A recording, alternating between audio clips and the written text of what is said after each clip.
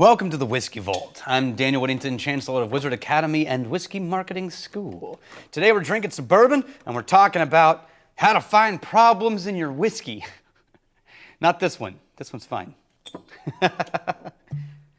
So this is a little bit low, this bottle, but I chose it specifically because it's a bottle from my office brought to me by friends at Ranger Creek that I've been working my way through, and I wanted the last bits of it to be consumed here. It's not that old of a bottle, even though it looks like it. When producing whiskey, there are a lot of different places that problems can show up in your production. You are going to see this way less with giant brands because the quality control and the procedures and the standard operating procedures are so refined and so specified that it's never, but it's very rare to find a true huge problem.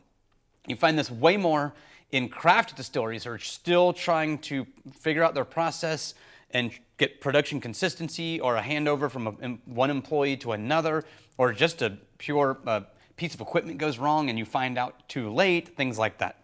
But when you're smelling and analyzing a whiskey and you're looking for, this is, I don't know if I like this, or this feels wrong, or I don't like this, or so there's going to be a discussion at the end of this about, is it wrong or is it just not your preference?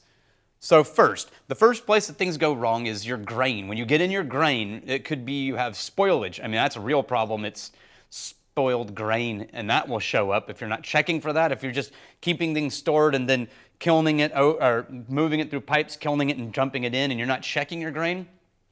If you're not checking your protein levels and things when it comes in from the manufacturer, you might have problems with its fermentation and your proof that it gets to. If it's not got friability, which is how it grinds up, then you might end up with your mash tun having issues and not getting all of the starches out of it. And then that creates problems later down the production line. Only a few of those can you tell just by smelling. Most of them are production level things you discover as you go through production, or if you're a high enough level, you're testing your grain for things. And then the second one would be, once you get it into your fermentations, assuming that everything ground up fine and it mashed just fine, you get it into your fermenters. If your fermentations stop too soon, then you get these really short notes of fermentations that we talked about, like grass and things like that. It gets too grassy.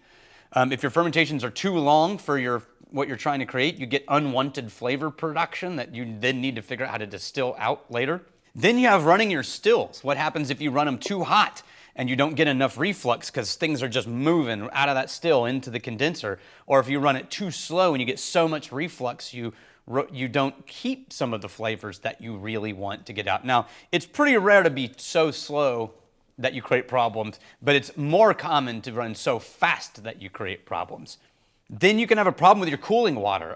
If you're new to distilling, or if you're in a hot climate and you don't have a chiller that can keep up, if you're running hot distillate out, then that's a problem. And it creates all sorts of, it means you're getting different kinds of compounds and different condensation effects. It's not gonna be the spirit that you're looking for when you're running in the winter.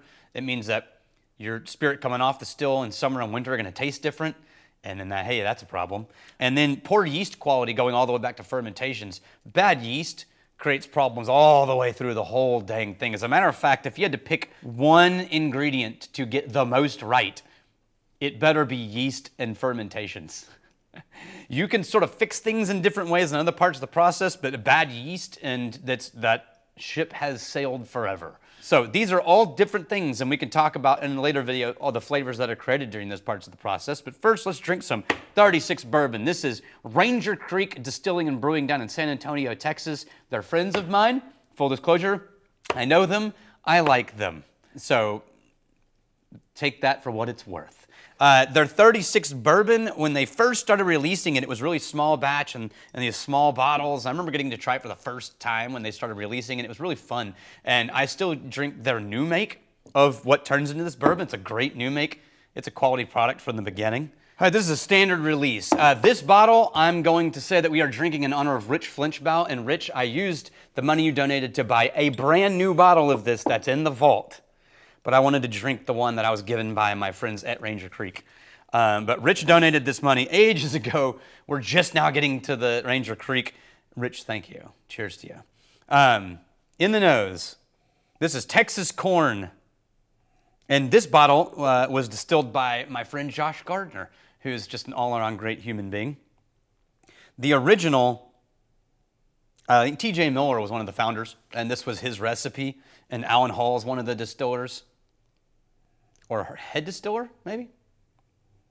I know Josh has been involved for a long part of the time, and this is where I got this bottle from.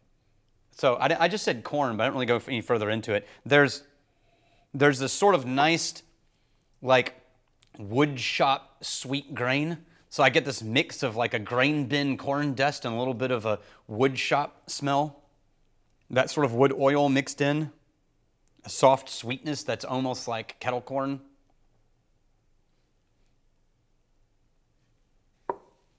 What I love about those, they do have this slightly grain grass freshness, almost like a spearmint note to the bourbon. It's this really light and effervescent kind of. It's not being dominated by the oak, which in Texas, that's an achievement.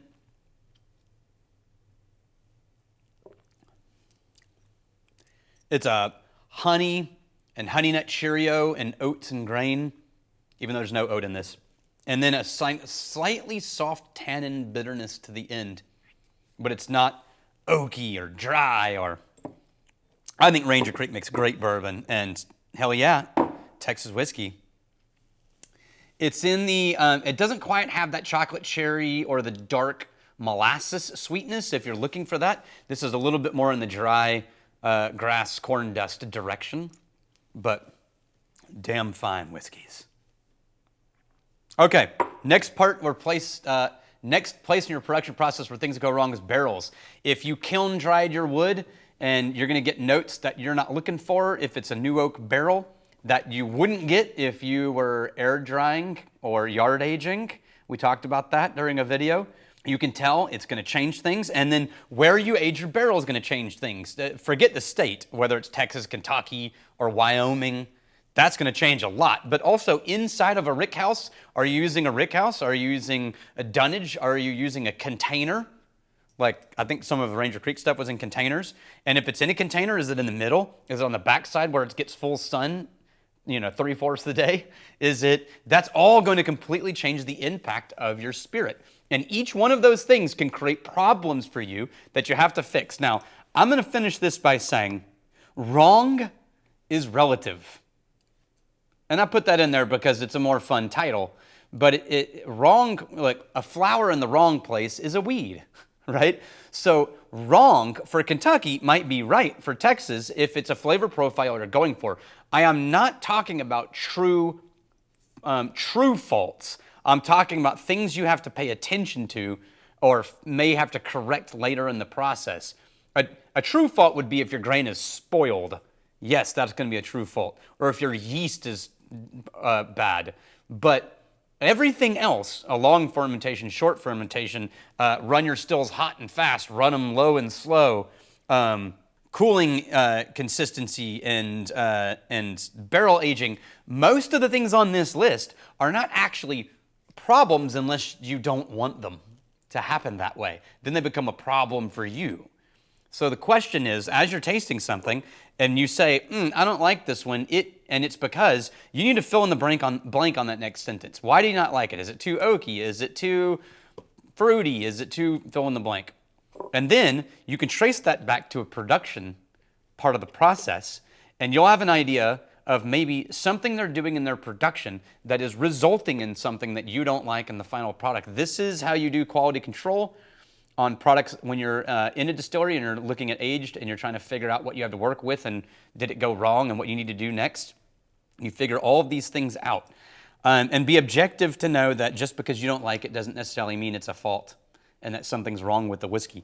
That's a real shortcut to here's where problems show up when they do. And I hope that was helpful. Cheers to you. I'm really glad you're here. There's no fault to be found in liking, subscribing, maybe something wrong, but I would argue only right.